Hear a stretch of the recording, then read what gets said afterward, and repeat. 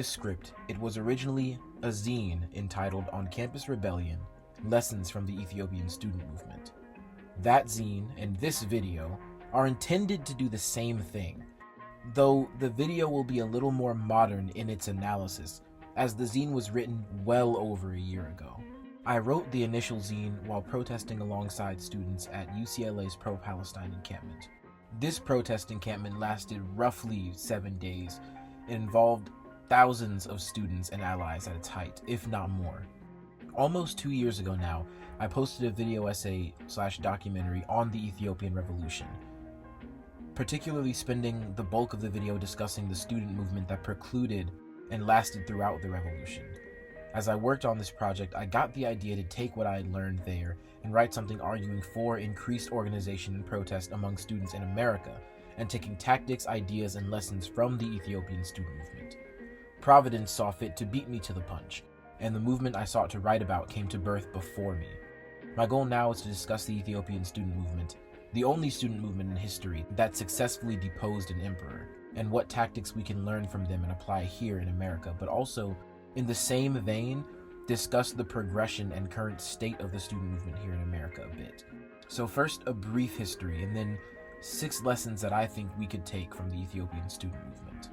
The initial outburst of the student encampments across the country in 2024 were met with a wave of violence from both the state and state-adjacent civilian militia violence. None of the over 121 established encampments are still standing, Cal State LA's encampment being among the longest lasting. The waves of violence from the state and otherwise were ultimately successful in destroying these encampments, and yet, part of my goal with this project is to explain why that's not necessarily a setback.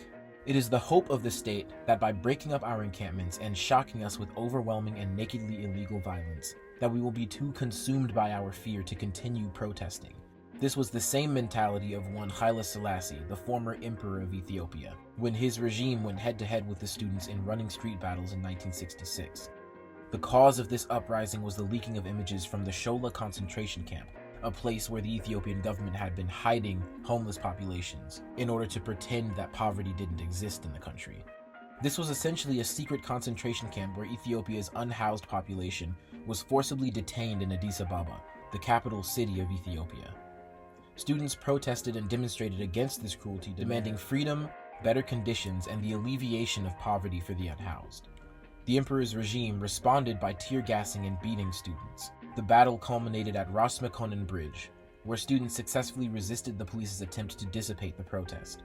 The police failed, and the students refused to be cowed by fascist violence from them. The camp was later closed, and those who found themselves detained at Shola concentration camp personally went to the campus to thank the students for fighting on their behalf. The role of poverty and homelessness in being a point of organization for students is somewhat mirrored by the prevalence of organization around homelessness and countering hostile federal policy toward the unhoused here in the US.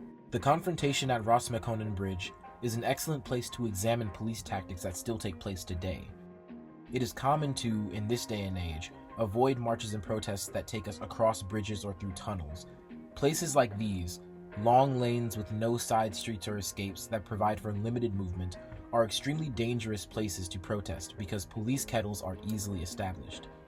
The students' success at Ras Mekonnen Bridge is mostly attributed to a lack of experience on the part of the police and a unified willingness to fight through a potential kettle, factors absent from modern versions of this situation, in much of my experience. Kettling is a police crowd control tactic, where they attempt to herd a crowd of people into a specific area, then cut off their potential escape routes. This is usually best done on a bridge or in a tunnel, as it only has 2 points of failure, and getting a large crowd to turn around is a slow process. It is an effective tactic at stopping marches, as a relatively small force of officers can contain a massive group via intimidation, then slowly release people to kill a protest's momentum and manpower.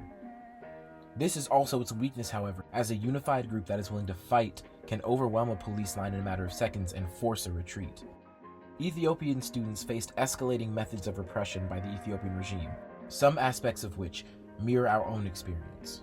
In 1962, students who wrote poetry critical of the regime were berated and had their speech suppressed and were subjected to checks by the regime before publication.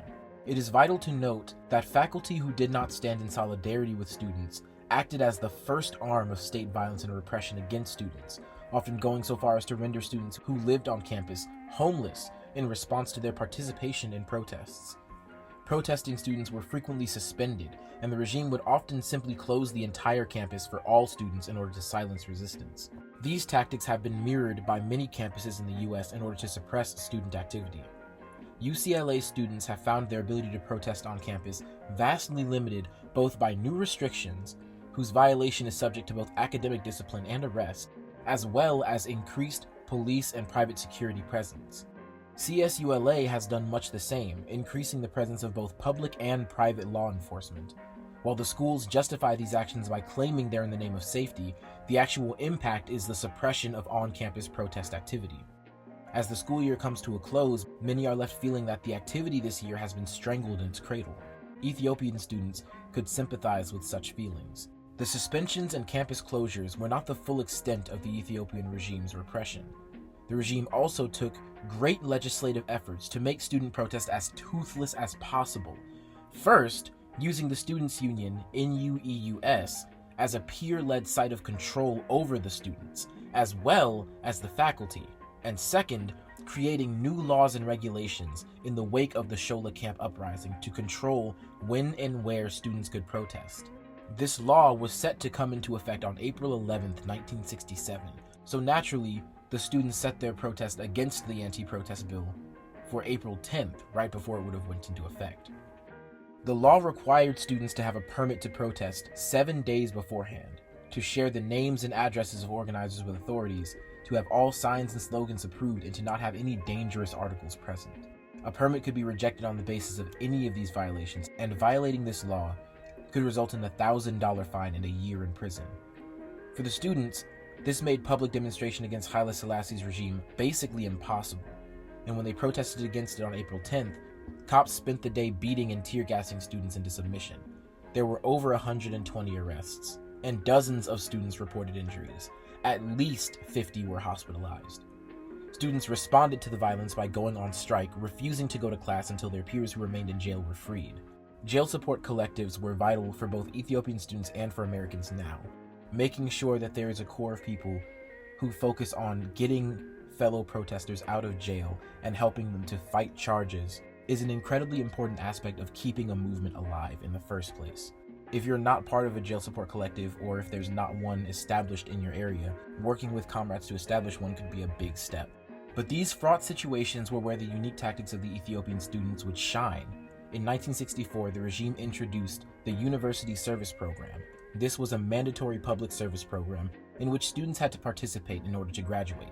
72.1% of participants became high school teachers, which had the supreme benefit of allowing them to communicate their radicalism directly to their younger high school peers, providing the younger student radicals with direct inroads into the student movement on college campuses once they graduated, but also helping them to organize where they already were. This both grew the student movement and meant that when college students were unable to protest due to school closures, suspensions, or mass imprisonment, the high school students could continue the struggle. It also made the student rebellion that much harder to handle and suppress. In Ethiopia, high school students played a vital role in the Ethiopian student movement and the revolution. They both produced theory, writing about their experiences and conditions, and participated in hardcore protests and direct actions. They did mutual aid, feeding the unhoused and poor even as they were themselves among them, seized and boycotted buses, demanding free bus fare for all, battled the police in the street, and made the revolution possible as they brought their ideas of liberation home to their families, who themselves protested and fought against the regime that beat their children night after night for demanding liberation and better conditions. In 2020, former LAPD chief Michael Moore made the observation that LAPD had no issue controlling a massive protest of thousands of people, but it was easily overwhelmed, confused, and cowed by multiple smaller-scale protests happening in multiple locations in the same city. The students in Ethiopia weaponized similar observations, forcing the regime to play whack-a-mole, as when one student uprising would be quelled, more would take their place. Student rebellion was impossible to crush, as dispersed students could simply join another crowd somewhere else, or would come back the next day angrier and with greater strategy and aggression, or both. The absolute solidarity between students was also invaluable. The breaking of that solidarity is part of what brought their movement down. In 2020, we chanted "No good cops in a racist system," "No bad protesters in a revolution," as a way of reminding ourselves not to police each other's resistance and to stay in solidarity with each other, and to never trust the police.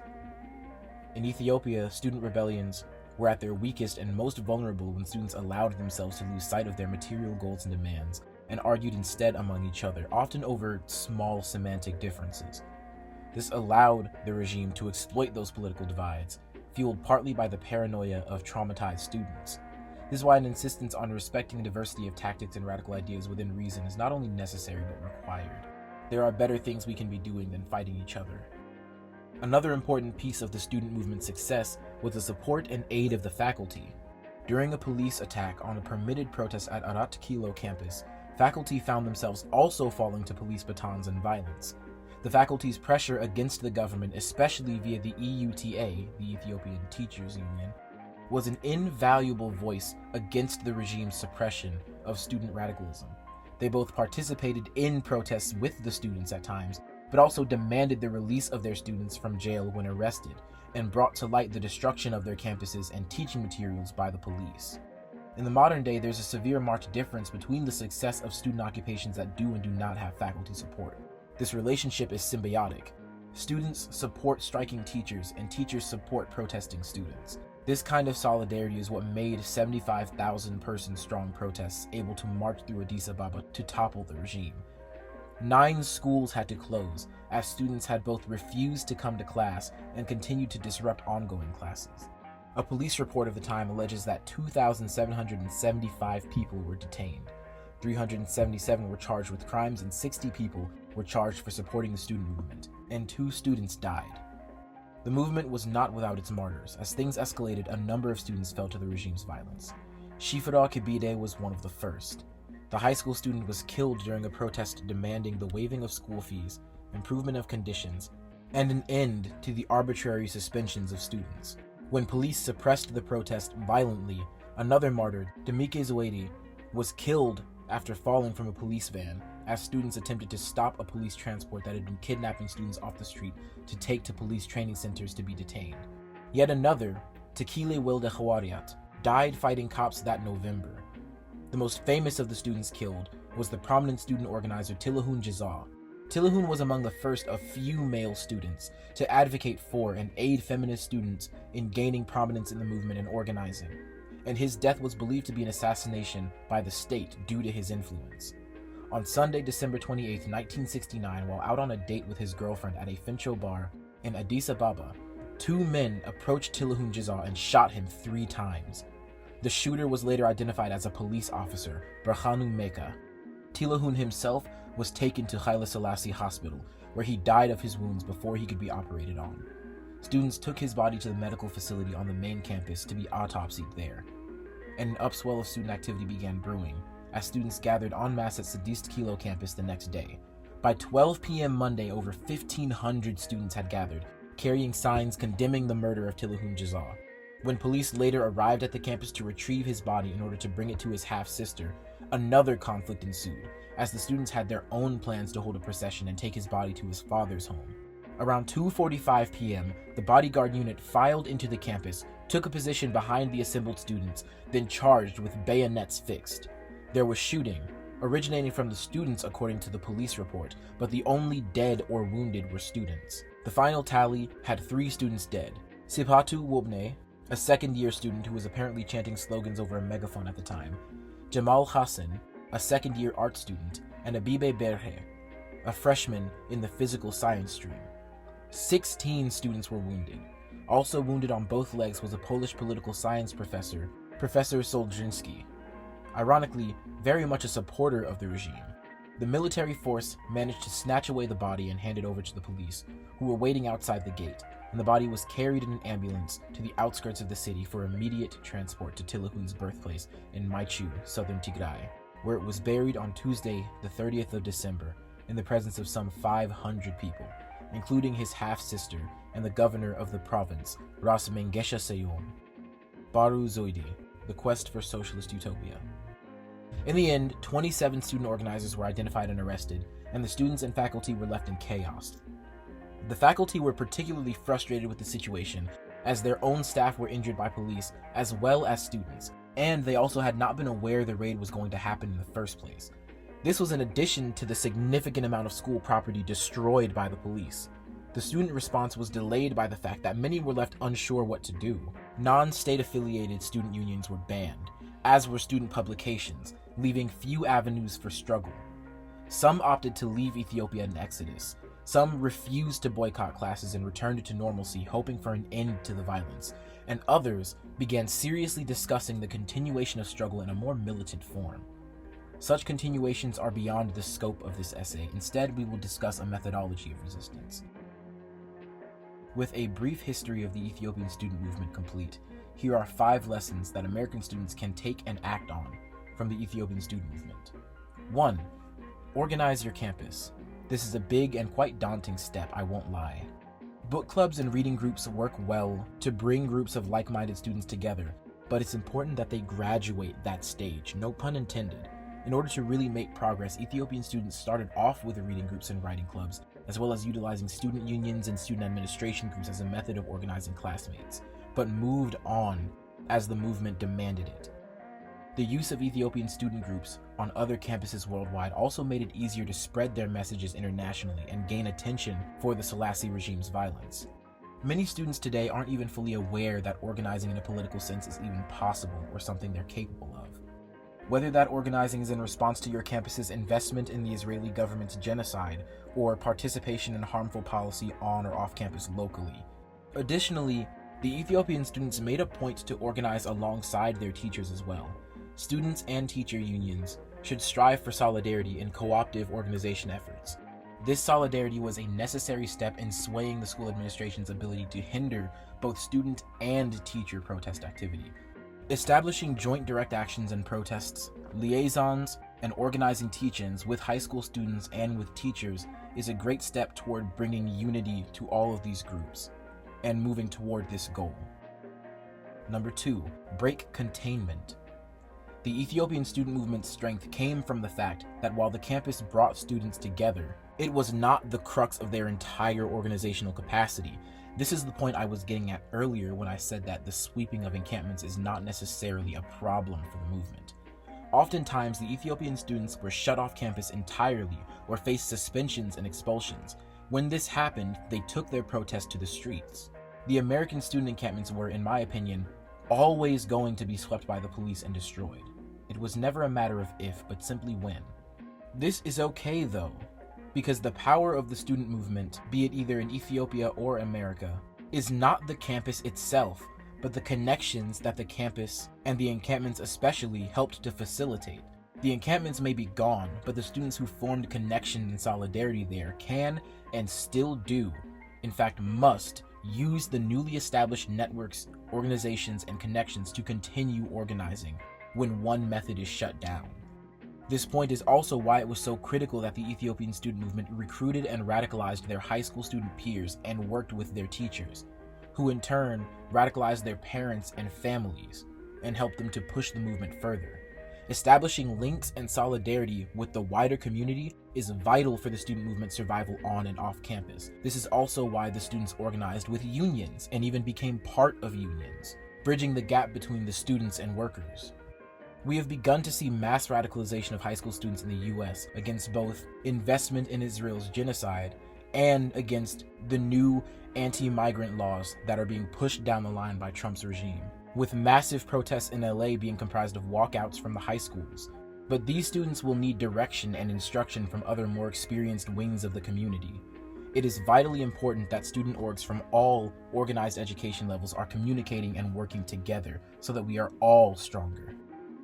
Number 3, be water, both physically and strategically. Don't be afraid to abandon a tactic in favor of a new one.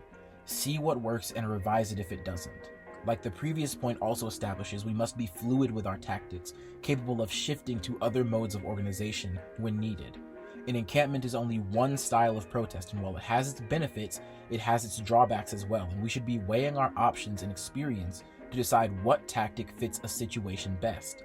An encampment, a flash mob, a snake march, and a picket line are all valid, as are other forms of protest, but they all work at different times and for different reasons.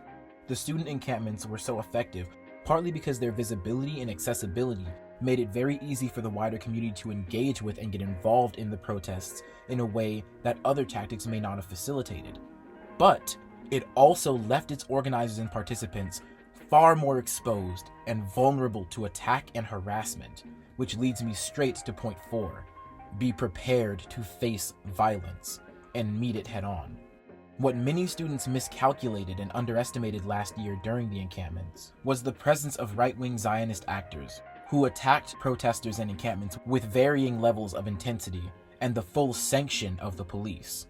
While some encampments faced the violence of the state and police, which used riot munitions and tear gas and other weaponry to disperse and attack students, some encampments faced a veritable three-way fight. The concept of the three-way fight comes from anti-fascist organizing history. In that history, anti-fascist protesters often found themselves in battles against Nazi counter-protesters and militias, and then the police as well.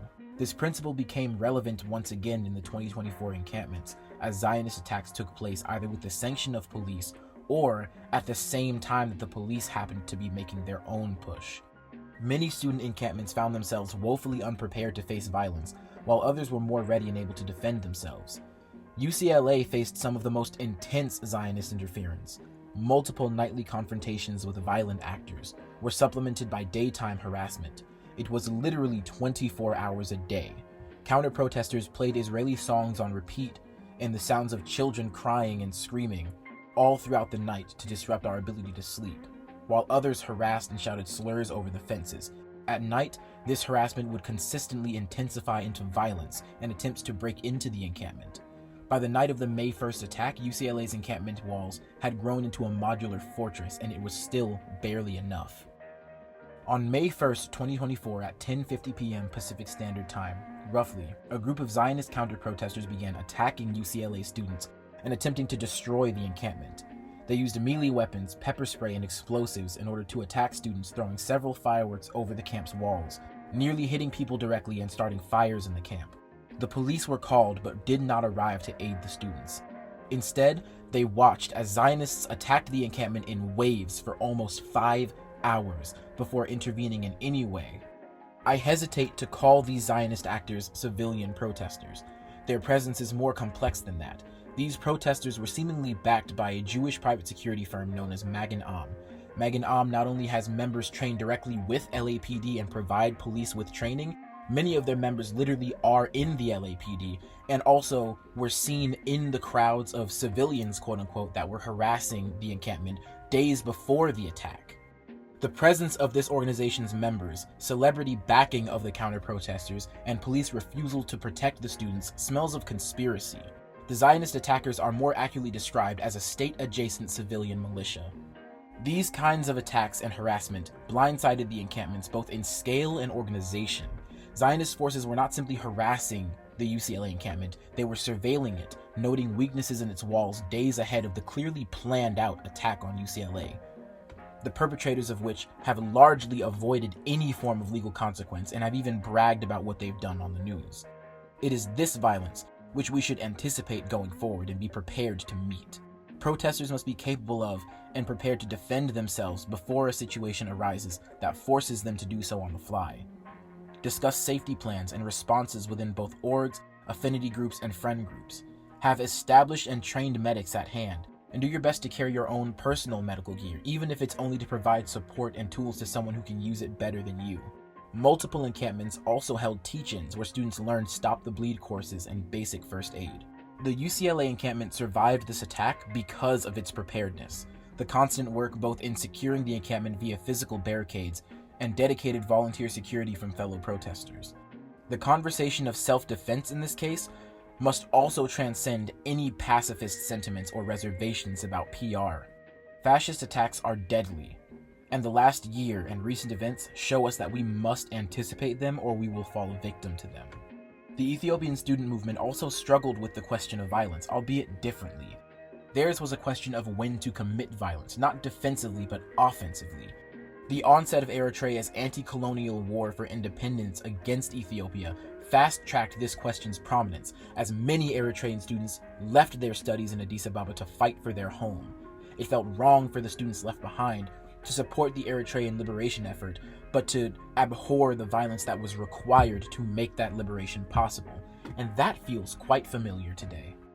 Ultimately, the question of violence was answered with a cautious but willing yes. It was less of a debate in the ESM, partly because by the time the ESM was in full force, it was quite clear, especially for the movement's founders, that violence was an eventual inevitability and even a goal. They knew and accepted where they were going long before they started getting there. Number 5, diversity of tactics. Protesters will often want to employ vastly different tactics in order to organize. This is okay.